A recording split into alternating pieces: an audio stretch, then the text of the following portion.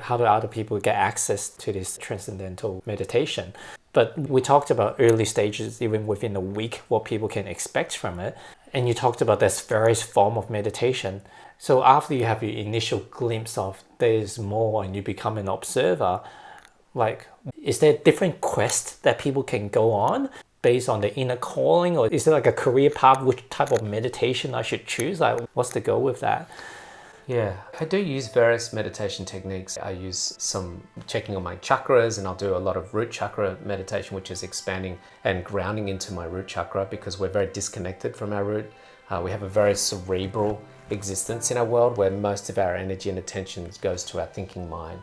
So I'd bring some awareness down into my root. So that's one that I give to my students and I say to implement, as well as the transcending meditation. There's things like opening your heart meditation. We don't put a lot of attention on our heart. So I recommend to people, there's a saying, Yad Bhavam Tat Bhavati, which means what we think we become.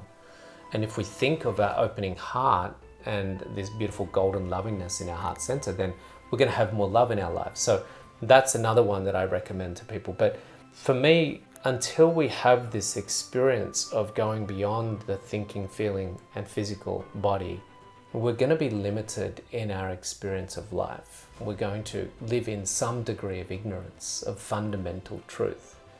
And we all know of enlightenment. We've heard of that for many years now, but there's just not a lot of people accessing that field yet, which is why we have so much suffering in the world. That field holds within it, that field of transcendence, that is the unbounded formlessness of being, holds within it, at its subtlest level, all wisdom, all truth.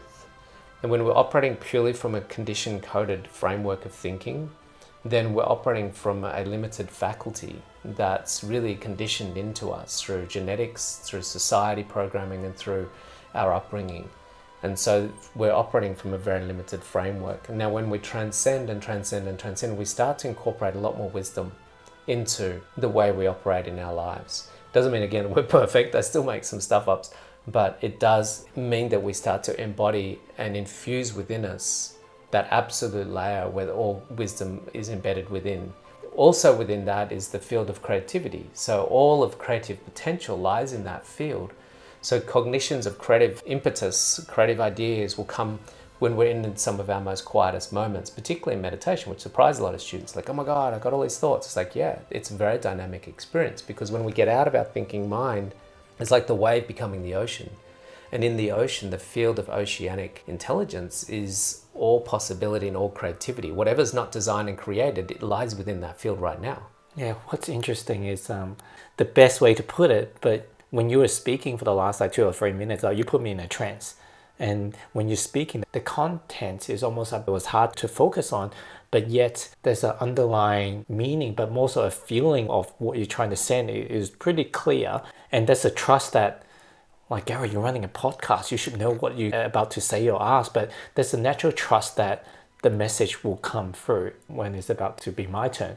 What you just described, I guess, it could be many things on meditation. It could be many states of meditative states.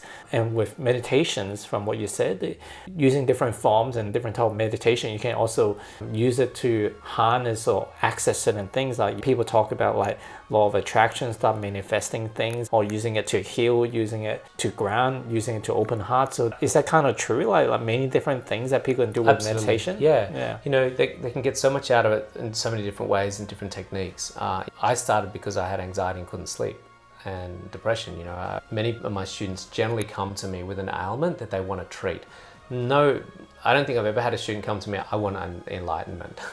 It's something that it's just peeling back layers of the onion. It's just slowly, as they come to me with one particular disposition, and you can try many different techniques to alleviate whatever that disposition is.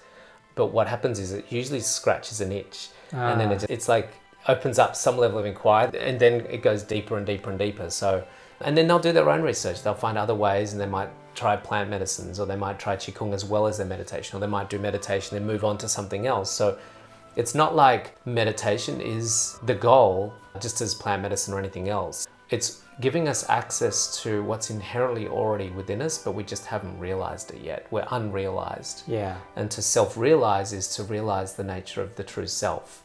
And so meditation is just one of the gateways or portals or pathways that I think people can take to start to access that. I think there's a multitude of different pathways that we can use. So it's really not about what's right or wrong. It's just about, are you making some movement in that direction yet or not? After hearing that from you is amazing. Like, as much as I'm learning from many great teachers, a lot of the times I feel like trial and errors and see where this meditation brings me and have some fun and maybe have some feelings and manifest some stuff. But hearing from you is like maybe not an exact science, but there's a degree of framework around it, almost like a science, that if you want to achieve certain states or different things in your life or cure certain illness within you, there's certain modalities of meditation. And meditation doesn't have to be like close up. It could be like gardening, it could be washing dishes, but there's certain things that you can do, certain practice that can get you where you want. Yeah, absolutely. Yeah. And I just always recommend to people, do your research on the technique of meditation and then do your research on the teacher that you want to resonate with. Because, some people will resonate with me as a teacher, but a lot of people will resonate with someone else as a teacher. They might be looking for a female teacher. They might be looking for someone that's less kind of corporate-y, or someone that, is in a different location. So there's two things: checking out what practice is resonating with you, and within that practice, checking out which teachers are resonating with you, because we all got different frequencies and different nuances. That means that some people will resonate more with others, and that's totally cool as well.